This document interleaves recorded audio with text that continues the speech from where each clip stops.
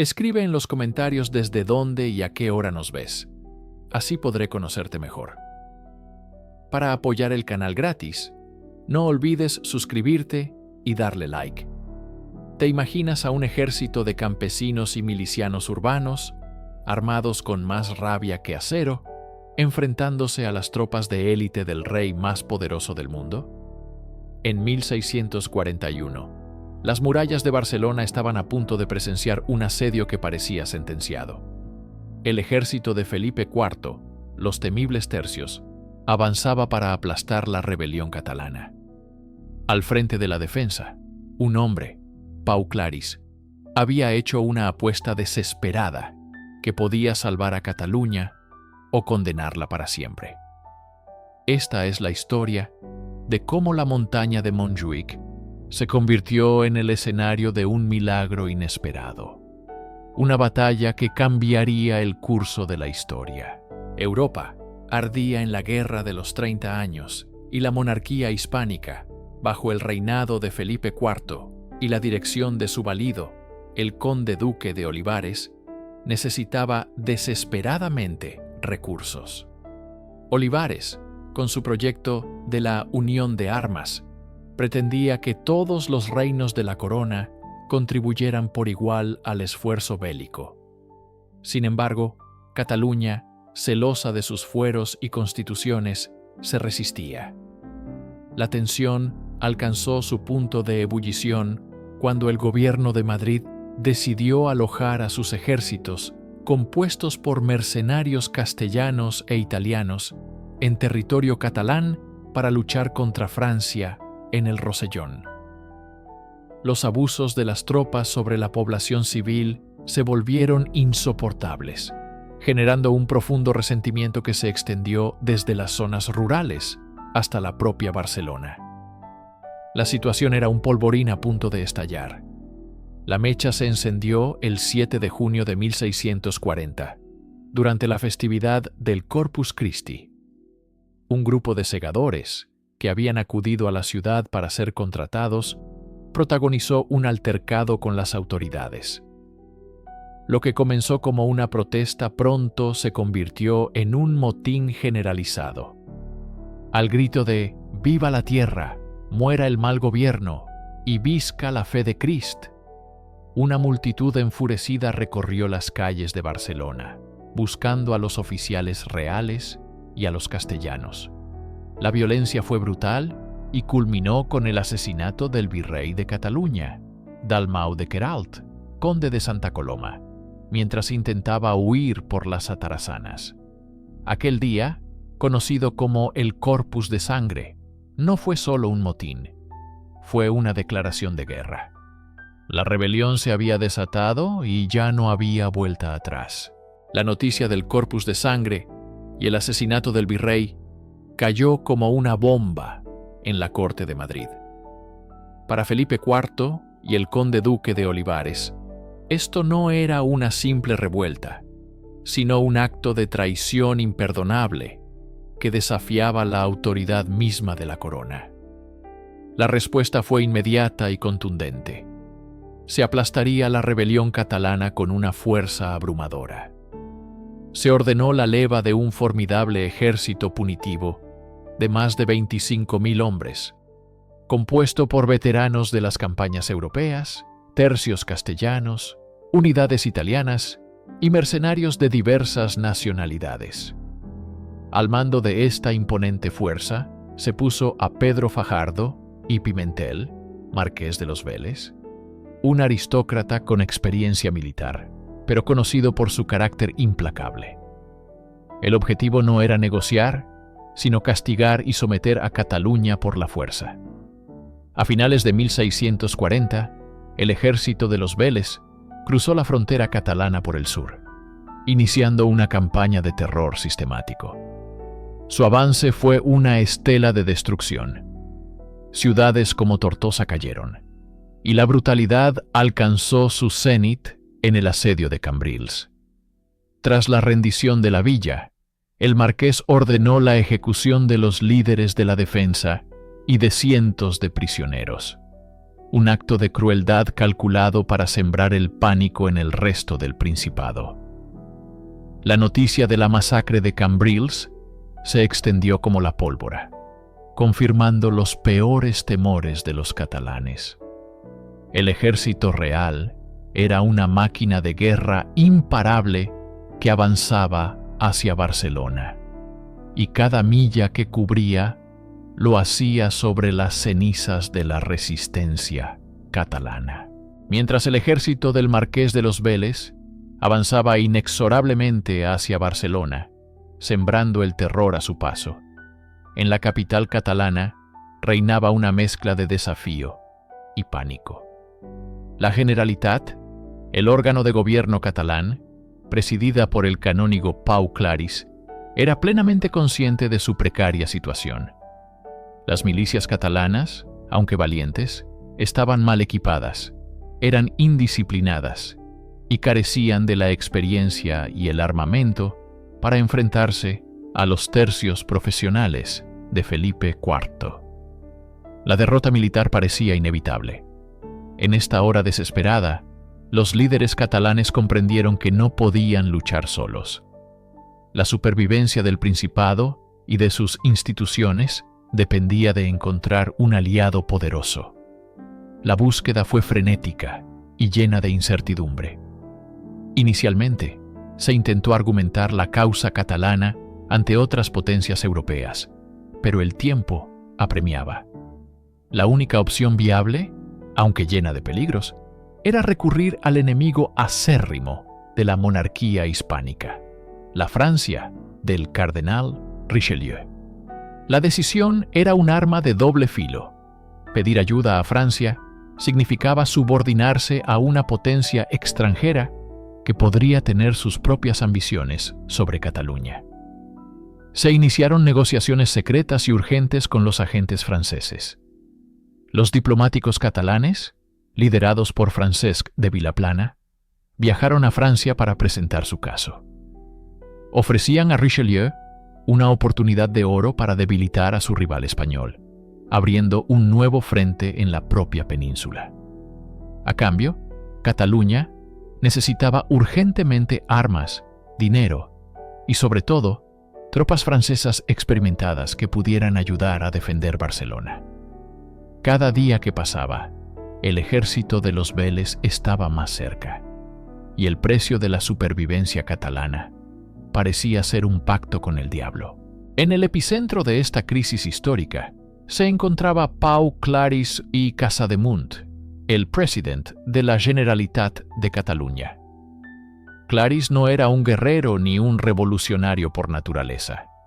Era un hombre de leyes y de la Iglesia, un político hábil que se vio arrastrado por la marea de los acontecimientos hasta convertirse en el líder de una rebelión a gran escala.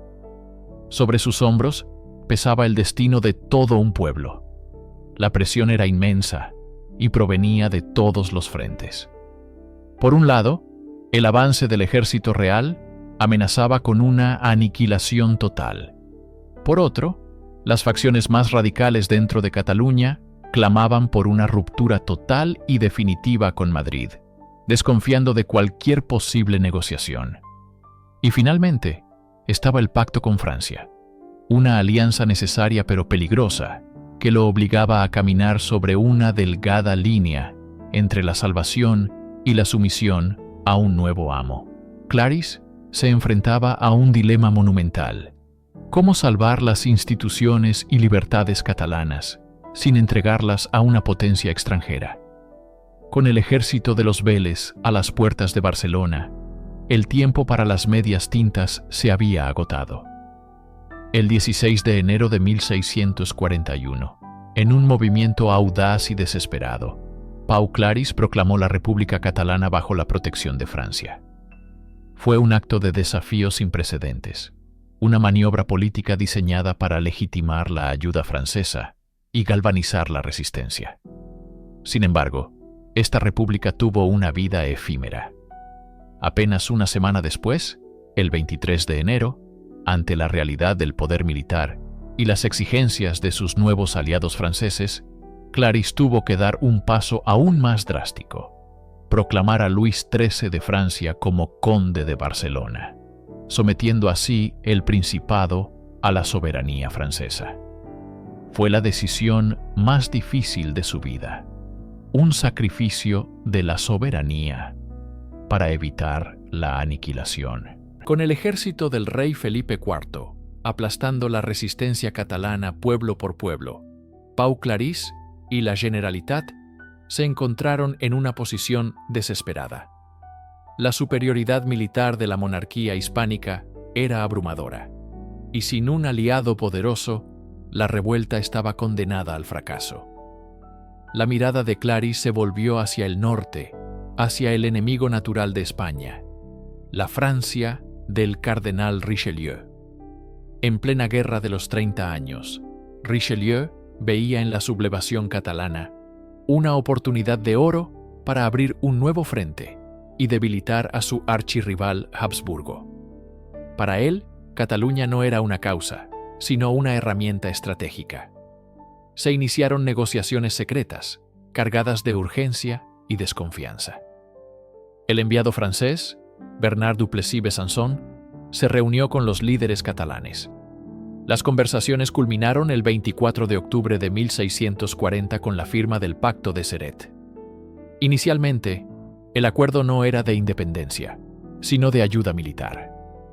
Francia se comprometía a enviar tropas y apoyo logístico para defender el Principado.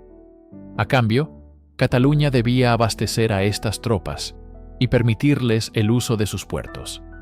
Era un pacto nacido de la necesidad, un arma de doble filo. Clarisse sabía que estaba invitando a una potencia extranjera a su casa, con el riesgo de que el nuevo protector se convirtiera en un nuevo amo. Sin embargo, la alternativa era la aniquilación total a manos del ejército del Marqués de los Vélez, cuya brutal campaña de castigo no mostraba piedad.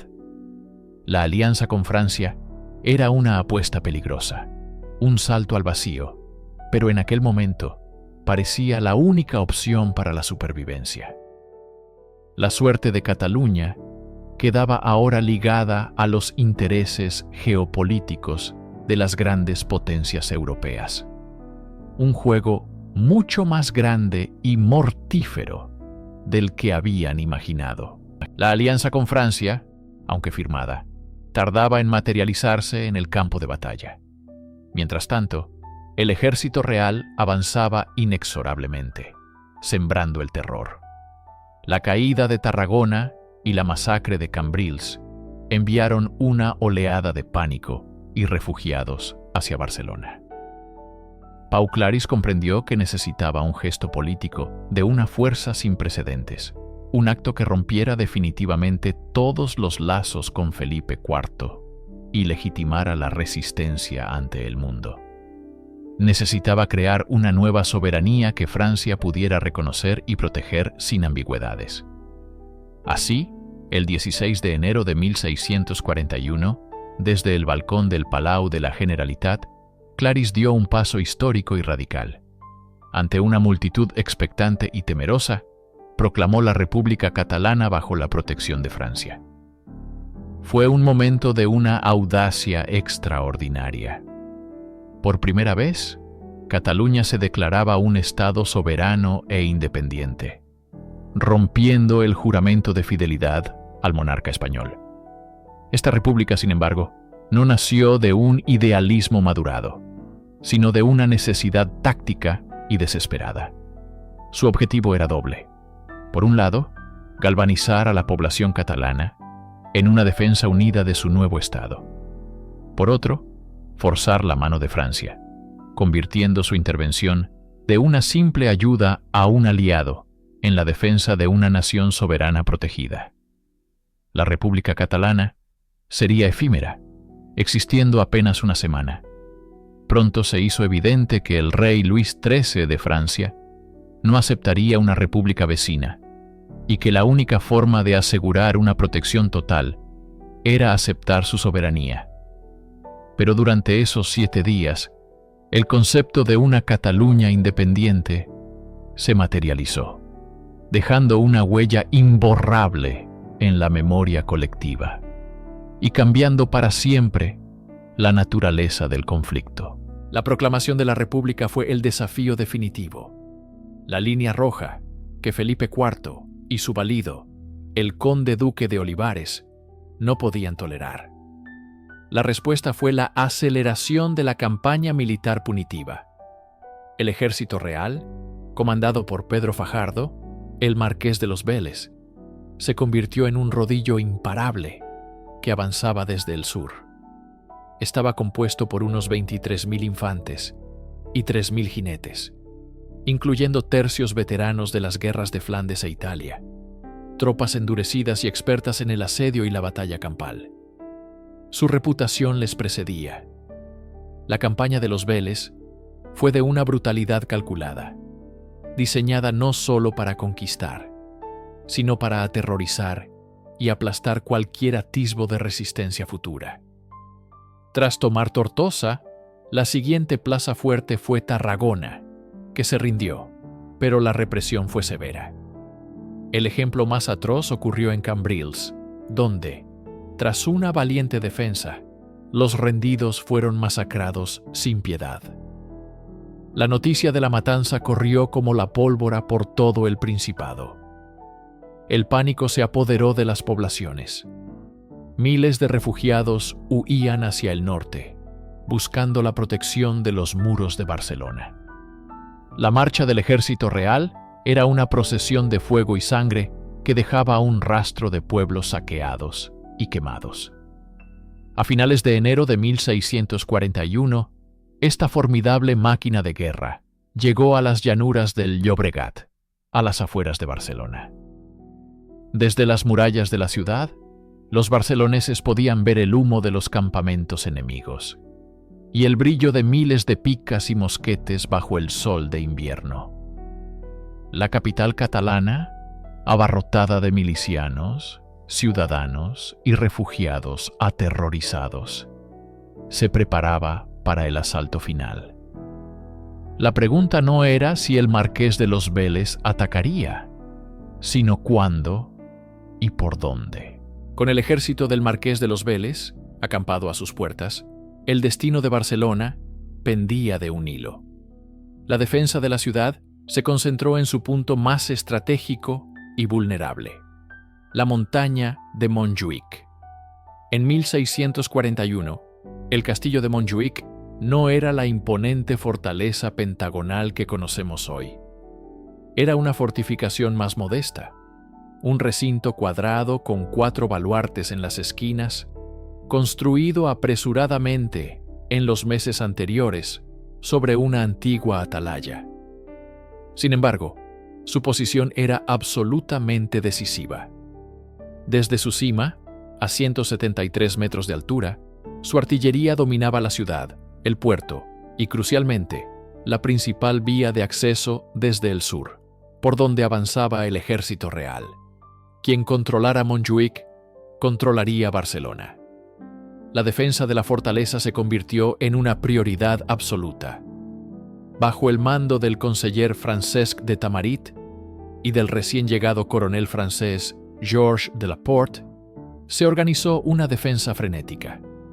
La guarnición era una mezcla heterogénea: soldados regulares catalanes, las milicias gremiales de Barcelona conocidas como la Coronela, los aguerridos miquelets y los primeros contingentes de soldados franceses que habían desembarcado. Se reforzaron las murallas de tierra y piedra, se cavaron trincheras y se posicionaron los cañones en los puntos clave. La tensión era palpable. Cada hombre sabía que el primer y más violento embate del ejército real se dirigiría contra ellos. Montjuïc era la llave de la ciudad. Si la fortaleza caía, Barcelona estaría a merced de la artillería de los Vélez, y la rendición o la destrucción serían inevitables. La montaña, que había sido testigo silencioso de la historia de la ciudad, se preparaba para convertirse en el escenario de su batalla más crucial. Frente al disciplinado y curtido ejército del Marqués de los Vélez, no se encontraba una fuerza militar convencional. La defensa de Barcelona recaía sobre los hombros de sus propios ciudadanos, una amalgama heterogénea de almas unidas por una causa común: la supervivencia de sus libertades. El llamamiento del Conseil de Cent y la Generalitat había resonado en cada rincón de la ciudad y sus alrededores. Los gremios de artesanos, desde herreros hasta tejedores, dejaron sus herramientas para empuñar picas y arcabuces. Campesinos de las comarcas cercanas, endurecidos por el trabajo en la tierra, acudieron en masa, formando el grueso del Sometent General, la milicia popular catalana, convocada en tiempos de extrema necesidad. A ellos se unieron los temidos miquelets, guerrilleros y mercenarios de montaña, expertos en el combate irregular y conocedores de cada palmo del terreno. Esta fuerza no poseía la uniformidad ni el adiestramiento de los tercios españoles. Sus armas eran a menudo anticuadas o de propiedad personal. Sus armaduras, una mezcla de piezas heredadas y protecciones improvisadas. Sin embargo, lo que les faltaba en disciplina marcial, lo compensaban con una determinación feroz. No luchaban por un rey distante o por una paga, sino por sus hogares, sus familias y las instituciones que sentían amenazadas. La atmósfera en la ciudad era una mezcla de pánico y resolución. Las campanas de las iglesias no doblaban a muerto, sino que tocaban a rebato, un llamado a las armas que erizaba la piel. En las laderas de Montjuïc, este ejército ciudadano cavaba trincheras y apilaba sacos de tierra, transformando la colina en una fortaleza improvisada.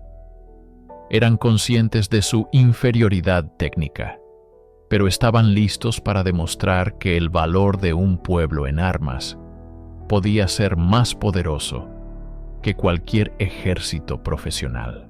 Aunque Pau Claris era el alma política de la revuelta, la dirección militar sobre el terreno requería de manos expertas.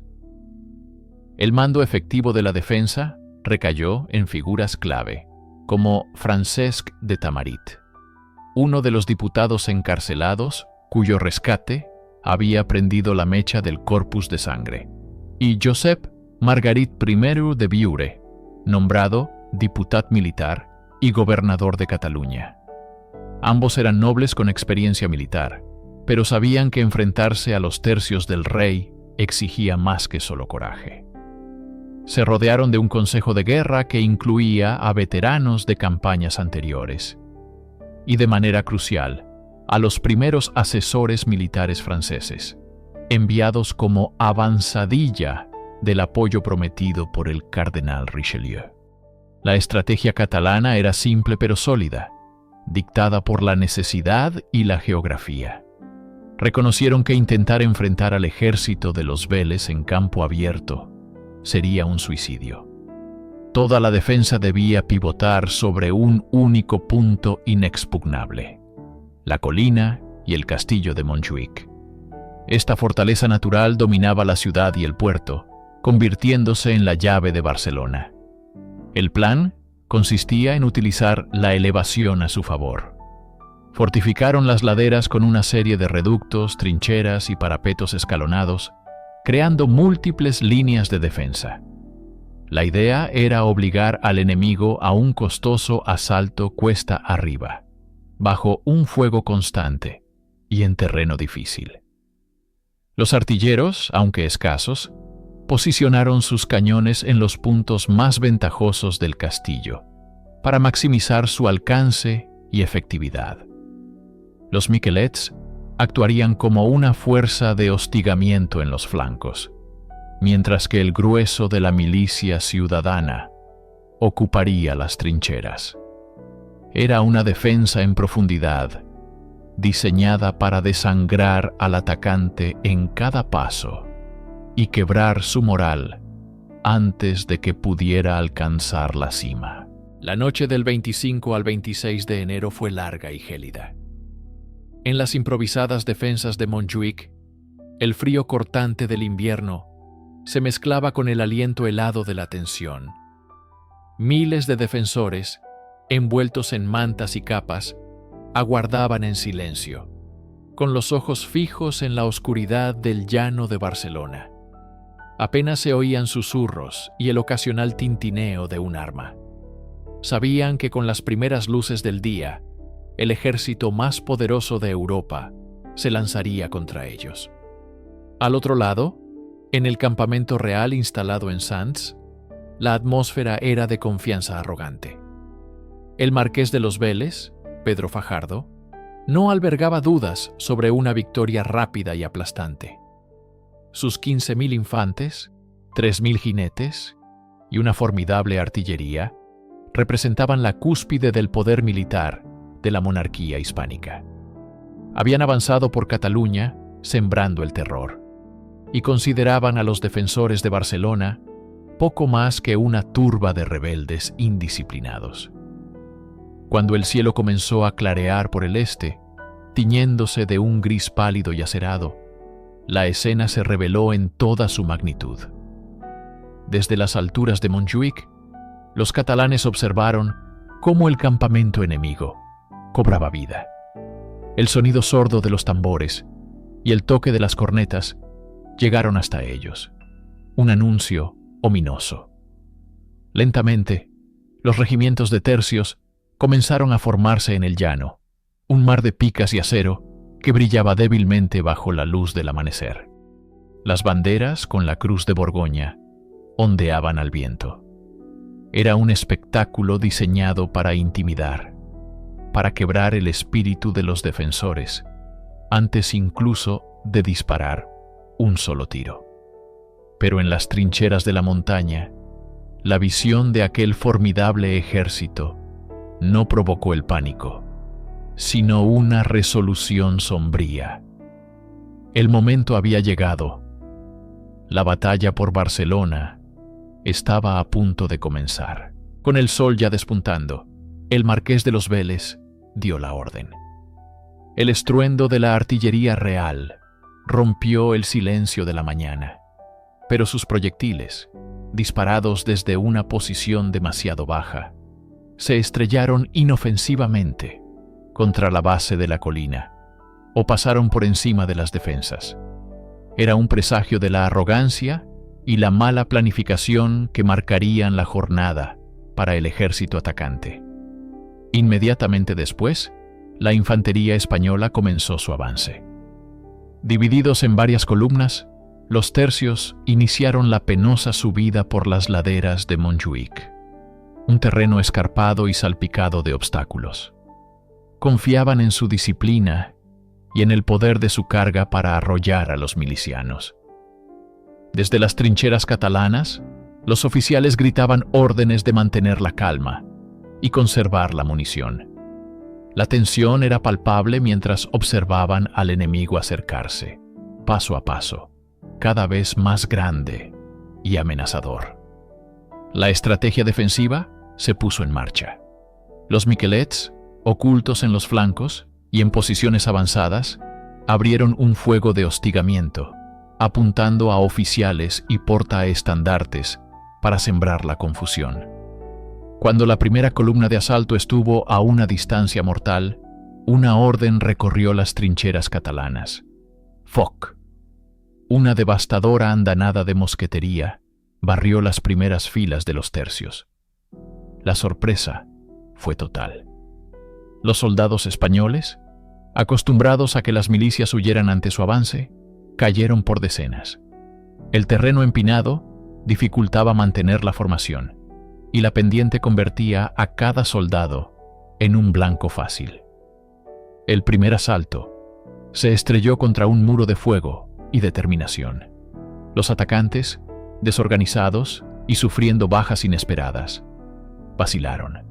La carga perdió su ímpetu y se convirtió en un penoso avance bajo un fuego incesante. La ladera comenzó a teñirse con los colores de los uniformes caídos. El ejército real acababa de recibir su primera y amarga lección. La colina de Montjuïc no sería un paseo militar, En medio del estruendo ensordecedor de la artillería y el choque de acero, el asalto castellano, aunque desorganizado, continuaba presionando las defensas de Montjuic. Las tropas de Felipe IV, acostumbradas a victorias en campos de batalla europeos, subestimaron la tenacidad de los defensores. En la vanguardia, entre el humo y la confusión, se encontraba Carlo María Caracciolo, el joven e impetuoso hijo del marqués de Torrecuso.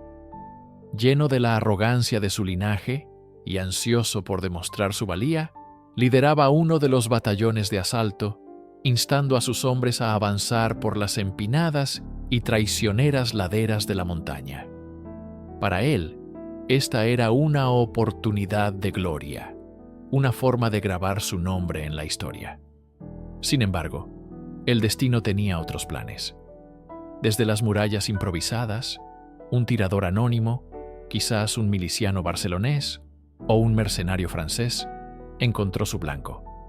Un único disparo de mosquete resonó con una finalidad escalofriante. La bala atravesó la coraza de Caracciolo y el joven noble cayó de su montura, mortalmente herido. Su muerte no fue heroica ni gloriosa. Fue súbita, brutal y anónima, un golpe de suerte o de puntería en el caos del combate. Al principio, solo sus ayudantes más cercanos se percataron de la tragedia. Intentaron ocultar el cuerpo, sacarlo del frente para evitar que la noticia desmoralizara a las tropas. Pero en una batalla, los secretos no duran. La ausencia del joven comandante fue notada y los susurros comenzaron a extenderse como un reguero de pólvora, llevando consigo una premonición de desastre que cambiaría el curso de la batalla y de la guerra. La noticia de la muerte de Carlo María Caracciolo se propagó por las filas castellanas con una velocidad devastadora. Lo que comenzó como un rumor incierto entre los soldados de primera línea, pronto se convirtió en una certeza aterradora que heló la sangre de veteranos y reclutas por igual. El impacto psicológico fue inmenso y desproporcionado. No era solo la pérdida de un oficial, era la caída del hijo del comandante en jefe, un símbolo viviente de la campaña. Si ni siquiera la nobleza con sus armaduras y su estatus estaba a salvo, ¿qué esperanza quedaba para el soldado común? La moral, ya debilitada por el terreno difícil, la resistencia feroz y una estrategia de asalto deficiente, se hizo añicos. Los hombres que momentos antes avanzaban con determinación, ahora vacilaban. Miraban hacia atrás, buscando una ruta de escape, en lugar de hacia adelante, hacia el enemigo.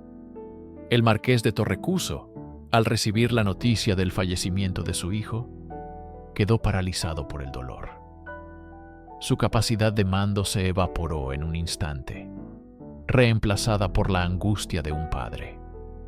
Sin un liderazgo claro y con el principal catalizador de su moral destruido, el ejército real comenzó a desintegrarse desde dentro.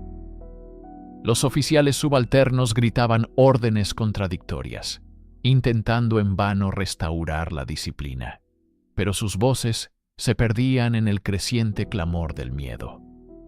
El pánico es una enfermedad contagiosa en el campo de batalla, y en las laderas de Montjuic, la epidemia se extendió sin control.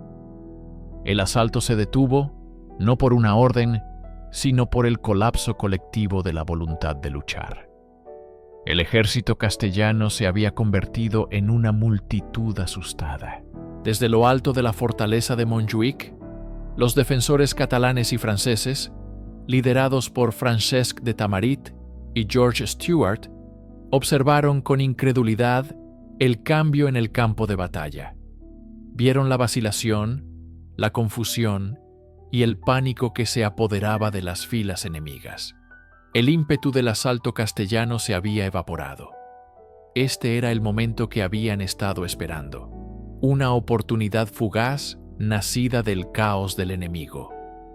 No hubo tiempo para una deliberación prolongada ni para trazar un plan complejo. Fue una decisión instintiva, un golpe de audacia.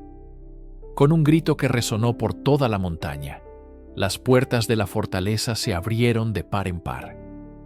Lo que siguió no fue una maniobra táctica de manual, sino una carga furiosa y desesperada. Milicianos barceloneses, soldados regulares catalanes y sus aliados franceses se lanzaron ladera abajo, una avalancha humana impulsada por la adrenalina y la visión de la victoria al alcance de la mano. La sorpresa del contraataque fue total. El ejército castellano, ya desmoralizado y desorganizado, no estaba preparado para enfrentar una ofensiva. Esperaban defenderse de un enemigo sitiado, no ser atacados por él.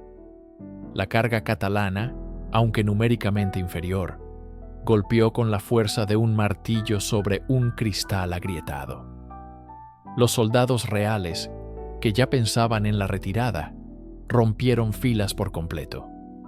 La lucha se convirtió en una persecución, con los defensores convertidos en cazadores, aprovechando el terreno que tan bien conocían para infligir el máximo daño a un enemigo en pleno colapso. El contraataque desde la cima de Montjuïc transformó el pánico castellano en una desbandada total y caótica. La retirada ordenada era ya una imposibilidad. La estructura de mando del ejército de Felipe IV se había desintegrado por completo, y cada soldado luchaba ahora por su propia supervivencia. La huida fue un espectáculo de terror y desesperación. Los hombres arrojaban sus mosquetes, picas y estandartes para aligerar su carga, corriendo y tropezando por las mismas laderas que con tanta dificultad habían intentado escalar. El terreno, que había sido un obstáculo en el ascenso, se convirtió en una trampa mortal en el descenso. En ese momento crítico, la caballería catalana, bajo el mando de Josep Dardena, entró en acción. Habían estado esperando en los flancos, observando el desarrollo de la batalla. Al ver la desbandada, lanzaron una carga devastadora contra las tropas en fuga. Este fue el golpe de gracia. La caballería se abrió paso entre la infantería desorganizada, sembrando la muerte y el pánico, cortando cualquier posibilidad de reagrupación. La retirada se convirtió en una masacre. Los soldados castellanos no solo huían de los defensores de Montjuïc, sino también de los ciudadanos de Barcelona, que salieron de las murallas para unirse a la persecución, armados con herramientas agrícolas, cuchillos y un odio acumulado durante meses de asedio y opresión. El ejército que había llegado a las puertas de Barcelona con la intención de aplastar la revuelta fue aniquilado, no en una batalla campal, sino en una huida desesperada. La derrota fue absoluta, una humillación que resonaría en la corte de Madrid y que aseguraría por el momento la supervivencia de la sublevación catalana. Al amanecer del 27 de enero de 1641, un silencio tenso se cernía sobre Barcelona, pronto reemplazado por un clamor de júbilo. La noticia se extendió como la pólvora. El formidable ejército de Felipe IV, comandado por el marqués de los Vélez, había sido derrotado. La colina de Montjuïc, que debía ser la llave para la rendición de la ciudad, se había convertido en la tumba de las aspiraciones imperiales. Las calles de Barcelona, que se habían preparado para un asedio brutal, estallaron en una celebración catártica.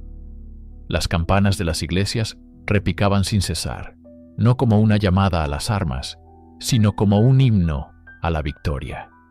Sin embargo, la alegría estaba teñida por la cruda realidad de la batalla.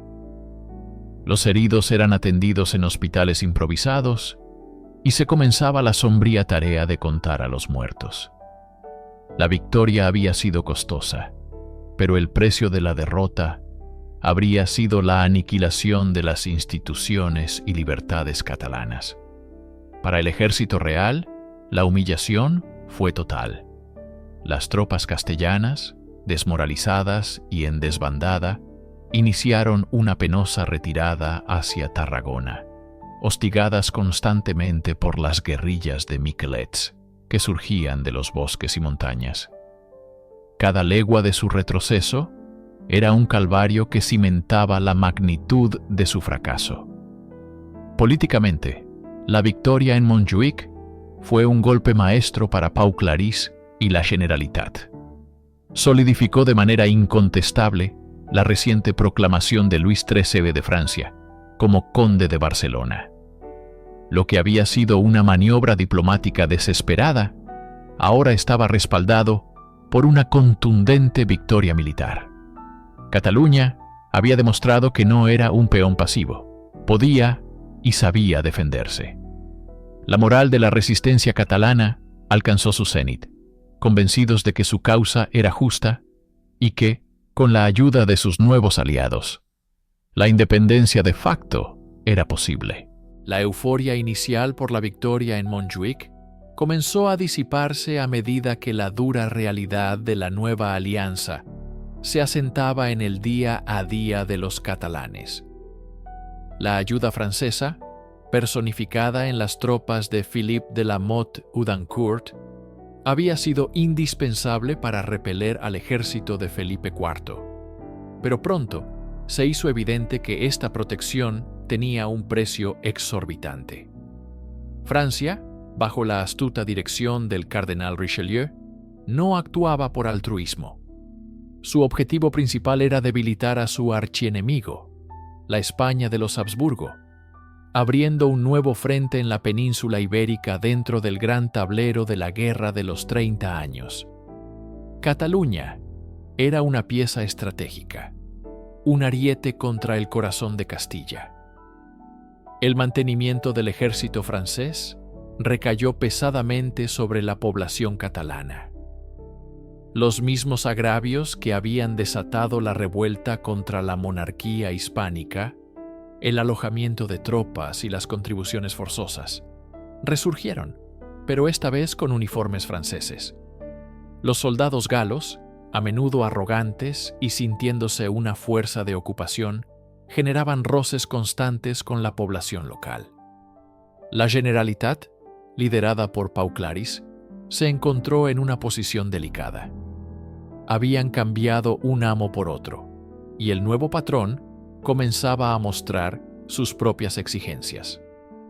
Los oficiales franceses intervenían cada vez más en las decisiones militares y políticas, marginando a los líderes catalanes. La soberanía que se pretendía defender se veía ahora comprometida por sus propios salvadores. La victoria de Montjuïc, que parecía asegurar la libertad de Cataluña, en realidad la había encadenado a los intereses de una potencia extranjera.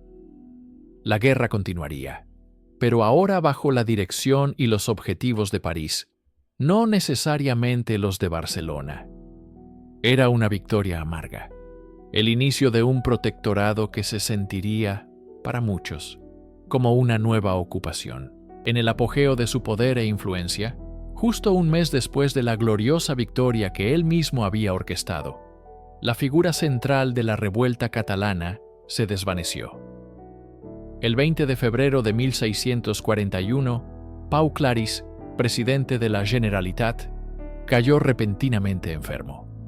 Su estado se deterioró con una rapidez alarmante, y una semana después, el 27 de febrero, falleció.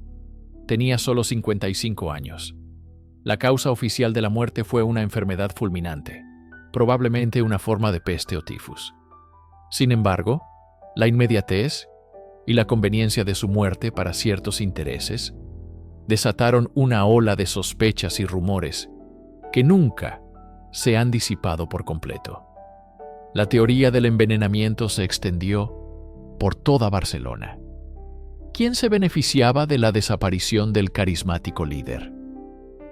Los enemigos eran numerosos. La Corte de Madrid tenía todos los motivos para desear la eliminación del hombre que había humillado a su ejército. y arrancado un principado de la corona. Un asesinato político habría sido una venganza perfecta y una forma de descabezar la rebelión. Pero las sospechas también recayeron, en susurros, sobre sus nuevos aliados. ¿Se había vuelto Pau Claris demasiado poderoso o independiente para los planes del cardenal Richelieu? ¿Había comenzado a comprender el verdadero coste del pacto con Francia y buscaba una tercera vía? Su muerte eliminaba a un líder con una autoridad inmensa, difícil de manipular, y dejaba el camino libre para que los franceses consolidaran su control sobre las instituciones y el ejército catalán.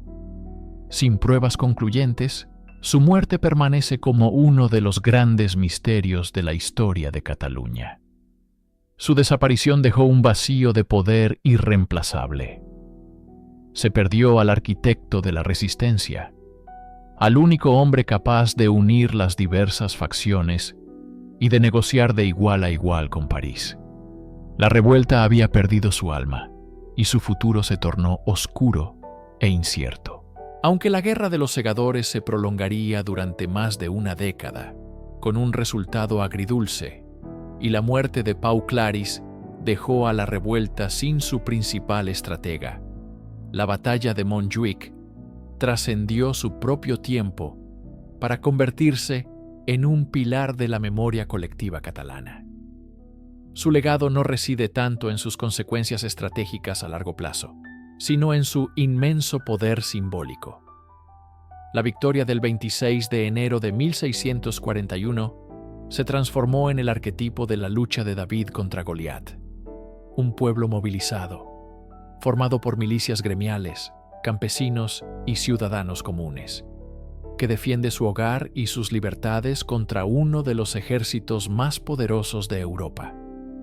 Se convirtió en la prueba tangible de que la determinación y la unidad popular podían prevalecer frente a la tiranía de un poder centralista. A lo largo de los siglos, Montjuïc sería invocado repetidamente como un faro de la resistencia catalana. Durante los periodos de represión política y cultural, el recuerdo de aquella victoria sirvió como fuente de inspiración y orgullo. Un recordatorio de una época en la que Cataluña se defendió con éxito.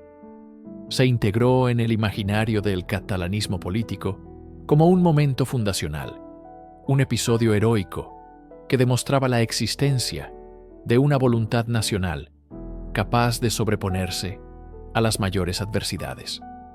La batalla se despojó de las complejidades de la Alianza Francesa y de las luchas internas para quedar destilada en su esencia más pura: la defensa de Barcelona por sus propios habitantes. Este relato, transmitido de generación en generación a través de la literatura, el arte y la tradición oral, ha cimentado el estatus de Montjuïc no solo como un lugar geográfico, sino como un espacio sagrado de la identidad catalana, un símbolo perdurable de la voluntad de no ser sometido.